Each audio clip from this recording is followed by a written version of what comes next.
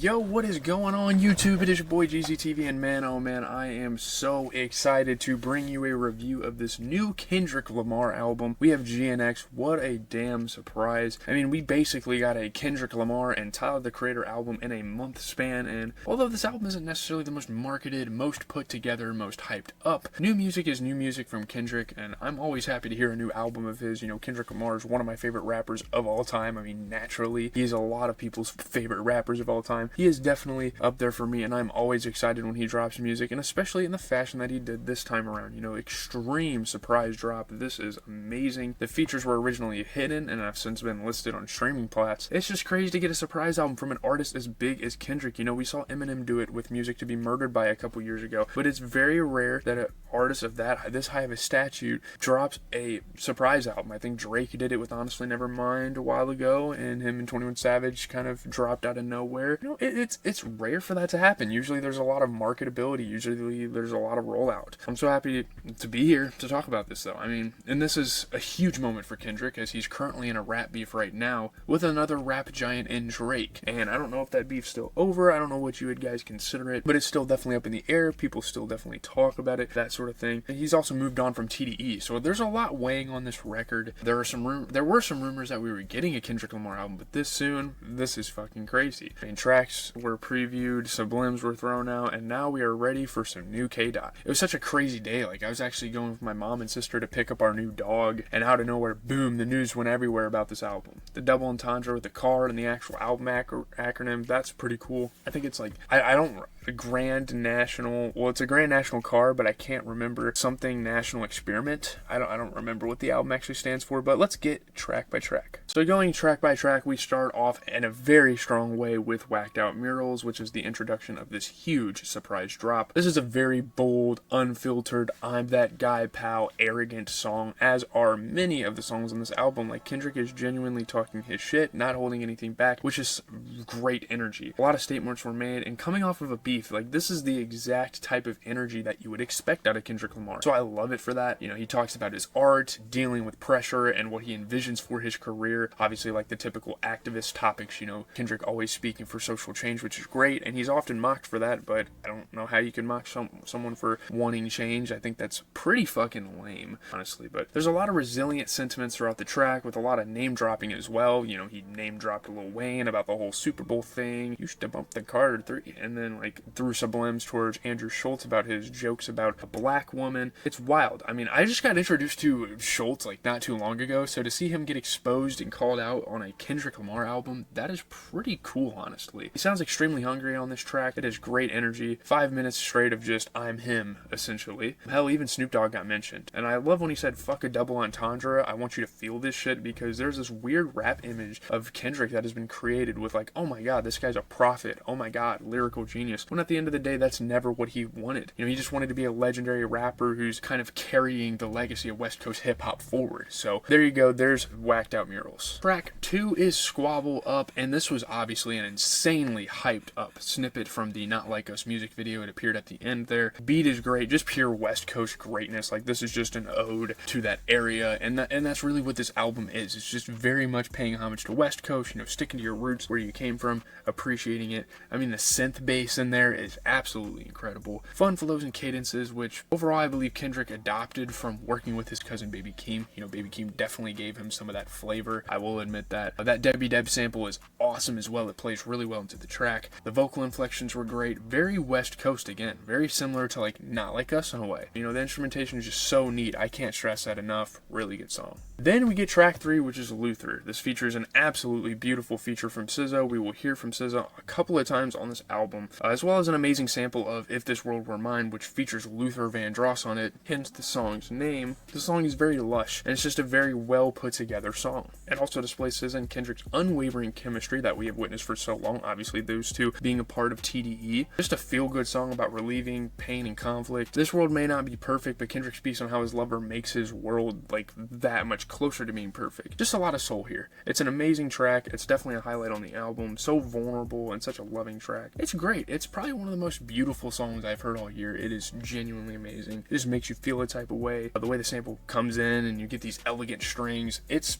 it's a fucking incredible song. And I know I'm kind of breezing through stuff here. I promise you, I'm trying to be as analytical as possible, but I also don't want this video to be 25 minutes long. So let's get going. So overall, this album, I'm sorry, my hair is like super frizzy. It looks fucking retarded. But overall, this album doesn't seem to be going in a conceptual direction, but you get a song like Man at the Garden at track 4, which is that way. I mean, a garden is used in biblical terms as a paradise, like Adam and Eve, obviously, and, you know, like both sides of the spectrum, like lust and temptations with the apple, like the forbidden fruit, gardens with like pretty flowers and stuff, like paradise. It's used a lot in the Bible. And we know Kendrick to be kind of a prophet, kind of like a religious guy, so it's kind of perfect to include this sort of metaphor in a song. You know, Kendrick tells the story of a man who's making an argument for why he deserves to enter this paradise, you know, why he deserves to be in heaven, basically. Another dope song off the record. I mean, it's a bit arrogant to say you deserve everything, but when you are at peace with yourself like Kendrick appears to be throughout this record, you tend to kind of share these sentiments. And again, these are great things to say about yourself. It's good to be this confident that like, hey, I've done enough in my life that I can enjoy paradise, you know, ever long.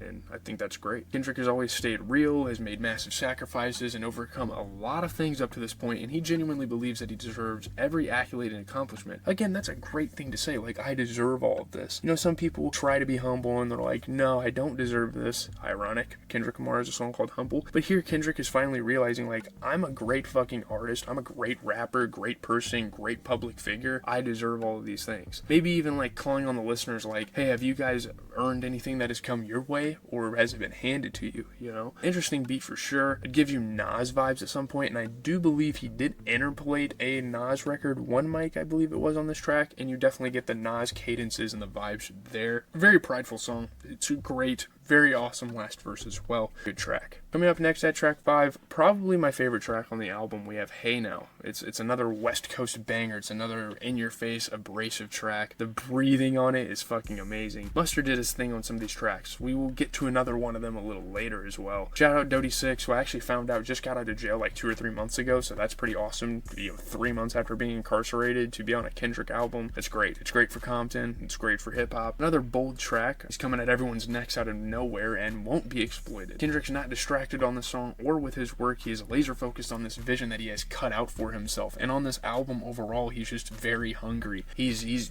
direct. Like, he's not throwing subliminals. He is coming straight at the necks, obviously. Life can be complex, but like, as long as you focus on what matters, you'll make it. I mean, I just love the energy of this track, with this track, and the way that Dodie enters the song with the verse. It's so cool. It's like a cold fucking entrance, like his dark voice. It's fucking incredible. I might invest into some of his music. He did his thing here. The song reminds you of another song, and I can't quite think of what that is. Like a YG song. It definitely has like YG vibes. And speaking of like the cold deliveries, I think a guy like Pusha T would have been fire on this track. You know, this shit just transcends. Like, it's almost fitting for the track to end sudden as well, which it does. And I think, again, it's a really good track. Hey Now, one of my favorites. Awesome song. Next track we have Reincarnated. Yeah, I have fucking Cheetos in the background. I'm fat as fuck. This sort of represents like a shift in the album a little bit. You get that Spanish poem sample again, and, you know, speaking of samples, Kendrick kind of gets in his Tupac bag. Let me check my mic real quick. So Kendrick kind of gets in his Tupac bag, you know, with an amazing sample. We have known Kendrick to idolize Tupac a lot, and he wants to sort of carry on his legacy, especially, you know, being from the West Coast and all that stuff. I don't even know if I think Tupac's from New York. I don't know, am I wrong there? I don't know. Drake was obviously very disrespectful for using AI Tupac vocals, and Kendrick seems to bite back kind of with a Tupac sample, showing like, hey, I can actually get real shit on my fucking songs. Kendrick kind of speaks to his early inspirations and feels like he can connect to certain artists really well, which is a cool kind of concept. You know, like Dina Washington and John Lee Hooker were some of the artists he was sort of pointing to. Not super familiar with those people, but I kind of did some research. I know who Dina Washington is. I don't think I've heard of John Lee Hooker. I feel like I should have. Maybe. It does sound kind of familiar. But this is a message to the black community as well, you know. Learn from these people who got famous and dealt with all sorts of things. All these famous black celebrities back in the day who dealt with substance abuse because they were famous, you know. You just gotta balance things out. If you want to be famous, that's cool, because who doesn't? But just like make sure that you maintain your composure, because the downfall of these people is because, hey, they didn't maintain their composure, you know. They got caught up in a bunch of shit. Love the 90s feel of a Tupac instrumental. It's a great track. He's really spitting here, and it's so cool to hear him rapping about other musicians' lives. That's a very fresh concept to me. Obviously, artists have done it before, you know. We've seen like autobiographies done of other artists that people idolize. It's so cool, you know, like growing up without a father, like what the line he said, born in 1947, and he's actually like talking about these people. I think that's a really cool concept. TV Off is one of the highlights of the album. That's the one that that's the hype track, that's the banger on the record, and conceptually it has a lot going for it. Again, with the Mustard production, this is very much a Not Like Us type of track. This is very much a hyped up West Coast banger. There are themes of authenticity and dealing with facades, accountability as a call to the audience to confront their actions and acknowledge their implications of their choices. You get topics of survival in a sense that we must stay focused in a chaotic world, and just overall the state of society, just kind of discussing what our society's been going through right now, kind of reflecting on some of the things he's seen with like COVID and racism and all sorts of stuff. This is very normal for Kendrick. It's not like a new fresh concept. It's just he's got to continue to kind of hammer it home. You know what I mean? He criticizes consumer culture, the entertainment industry, and many more. He wants people to be independent and not rely on fake love to get through their lives. You know, all sorts of these things. As always, the combination of Mustard's West Coast production and Kendrick's great delivery makes for an amazing track, and it's definitely a highlight on the album. Mustard! The beat switch was awesome, the feature was sort of unnecessary, but some of the sentiments and bars on here are great. It's a really good song. So next up we have Dodger Blue. It features a lot of dope artists. Amongst them you have Roddy Ricch, which is fucking awesome to see him get on a Kendrick album, because I'm sure, you know, being from the West Coast, Roddy Ricch has definitely idolized Kendrick for years. And you get Sam Dew, who was featured on Mr. Morale, so it's cool to see him kind of return. Really dope verses from Kendrick about LA, just taking us down memory lane, shooing any weird outside perceptions of the city, talking about where he grew up at, where he went to school, kind of what his childhood was like. Obviously a very rough childhood, you know, his dad kicked him out of the house and all this type of stuff. The chorus is great from Roddy Ricch and the guys, and, you know, speaking on loyalty, speaking on ambition, very strong, like, gangster West Coast sentiments that you heard guys like NWA speak of back in the day. And the Dodgers did just win the World Series as well. This track takes all sorts of twists and turns, and it changes in tone, going from assertive to playful to chilling. It's a very fun song to listen to. Similar themes to other songs as well, obviously. You know, I'm not going to keep sounding like a broken record and repeat the same sentiments that every other song has. The bar about his neck and the directors, like the scenic route, that was fucking awesome. Not sure who Ink is, but she was talented. I don't know if it was just a high-pitched male or it was a female. I'm not going to assume anything. Oh my god, it's 2024. Let's just move on. Next up we have Peekaboo. Kind of calls out the industry, as this whole album sort of does. This album is for the industry. It is a message for all of these posers, for these fake people, and again, that's kind of stuff you heard out of the Drake beef. Rappers just meaninglessly releasing songs, stuff like that, to make some bread. No meaning behind it, no like shift in the culture, not trying to like change the world or send a message or anything like that. Let's just fucking grab my nuts to grab my nuts, you know, sort of thing. Clever bars about Compton, pop culture, and many things on this track. AZ Chike has been on a run. I've noticed, you know, he was featured on the Schoolboy album, so it's cool to see AZ Chike get yet another huge feature land with a fucking Kendrick album. That's insane. That's damn near the ultimatum of every rapper of the West Coast. Not sure if AZ Chike is from the West Coast, but every rapper that comes out of LA, you want to get a track with Kendrick, maybe a guy like Snoop, you know, people like that. Kind of an oddball song, very goofy, probably the oddest song I've heard from Kendrick. I guess he's mocking trash rappers, but I don't know, it kind of got to a point on this track. I don't think it's a bad song necessarily, but kind of pushing it a little bit at times. And I mean, how legendary is it that even after Drake made the diss track titled The Heart Part 6, Kendrick still went ahead and made one of his own. I love that. That is a dope moment from this album. You know, Kendrick really just standing on business here, just dropping that. I need you guys to see my fucking pillow here, alright? It's an iconic series that's kind of a huge part of Kendrick's career. Why not keep it alive? You know, Lil Wayne obviously had like the dedication mixtapes.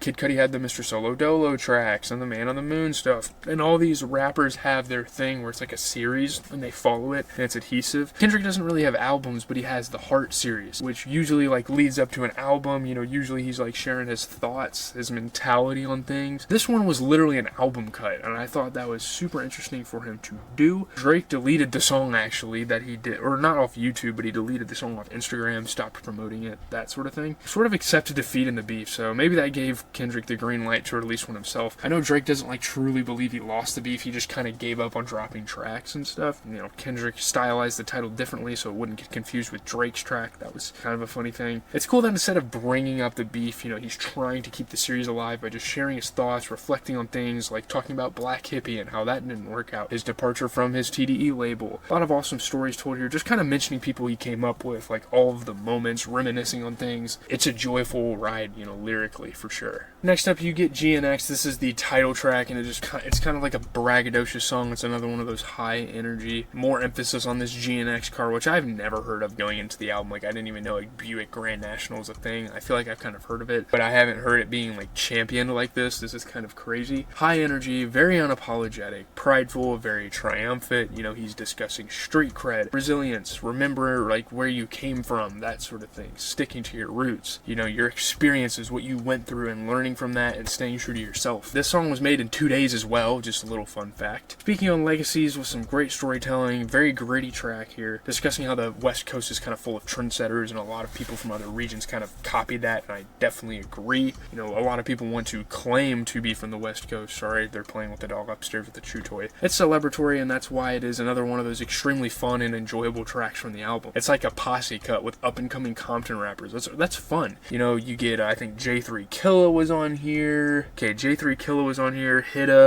something. I can't remember. Young Threat, maybe his name was. I can't remember, but some Compton rappers that are up and coming on this, so that's cool. Finally, we get SZA on this album a second time. We get Gloria. This is the closing track on the album. And there's a woman named Gloria who's kind of the head of the track, and Kendrick kind of talks about her. Lots of culture on this album, by the way, because Gloria means glory in Spanish. And I mean, it could be like the LA, you know, Spanish culture. Kind of pick it, like rubbing off on Kendrick over the years. You know, we've heard him here use Spanish in some of his other music. It's cool, man. The track represents kind of like artistic glory, like Gloria means glory in Spanish. Whether it be his accomplishments or his ability or even what it took to get there, just like the glory of it all. Gloria as a woman kind of represents his art and his like complex relationship with it, and it's kind of a metaphor for his music career, which is kind of corny on the surface, but it really works well here because, you know, you think about it, like everything he says about this woman is really about his music. It makes the track really good as well. More love sentiments, obviously, when you get SZA up on a track, it's going to be very melodic, it's going to be very intimate, lovey-dovey type of stuff. But this mainly focuses on how sometimes his music can consume him and or control him, just kind of take over, and you know, he's not really able to focus on other aspects of his life, which is probably why he's taken some hiatuses, because music kind of got too much for him for a while, and it was too time consuming. You know, he wanted to spend time with his family and spend time with his homies and give back to the city and do all this stuff, and he wasn't able to do that when he was locked in on albums like T-Pab, GKMC, that sort of thing. Sis is just so damn talented though, like, and she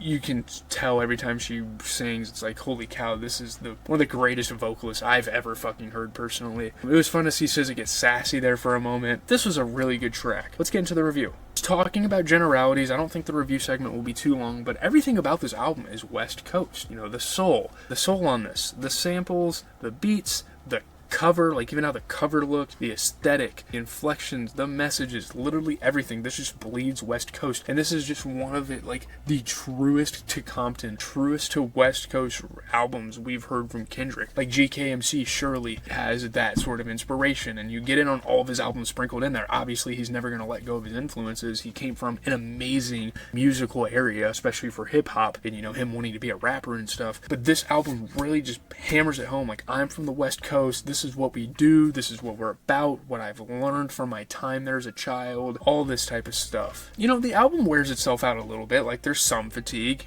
I don't know, like by track 9, I'm not sure if I have like a short attention span, or is it the album genuinely gets worn out. I don't know. I feel like I've felt that way about a lot of albums recently. I will say this is some of the most high energy stuff I've heard from Kendrick as well. That's another kind of like new thing we're getting from Kendrick. Very high energy, very much in your face stuff. Think of like N95 from Mr. Morale, but damn near all the tracks are like that. Obviously you get the more mellowed out tracks like Luther and Man at the Garden, Gloria. You get your tracks like that, but there are a lot of bangers up in here that people in clubs will love. And you know, there's the whole joke in the Drake beef about, oh, he's making club bangers now. Maybe he wants to transition into that. I don't think there's anything wrong with that, given that he's made every type of rap music you can think of at this point. So why not go for a more mainstream appeal? Go for some slappers. That's fun. Like, you know, that's like having fun and like being at peace with your work and your career when rappers do that. The album can definitely be a lot of fun for aux purposes again. You know, it's cool also to see all of these Compton rappers being put on the map with it. The whole dynamic with the Spanish poem, it kind of reminds you of what you did what he did with T-Pab and that poem he had. It's kind of just like a recurring theme. It kind of pops up on all the other tracks on the album. Not his greatest work, but it's definitely one of the better projects from this year and a memorable one as well. I can definitely say that this will help Kendrick's legacy more than hurt it. I know some people say this album kind of sucks. I disagree. I really enjoyed it. Are there a couple of tracks I would have left off? Maybe, but the good tracks are very good and some of the highlights from the year. So leave a like, comment, subscribe. This has been your boy GZTV. Again, we don't do number ratings around here. This is just kind of my thoughts. If I were to give it a number rating, I'd probably give it like an 8.5. 8.3 to 8.5 range. We'll stick to that. Peace.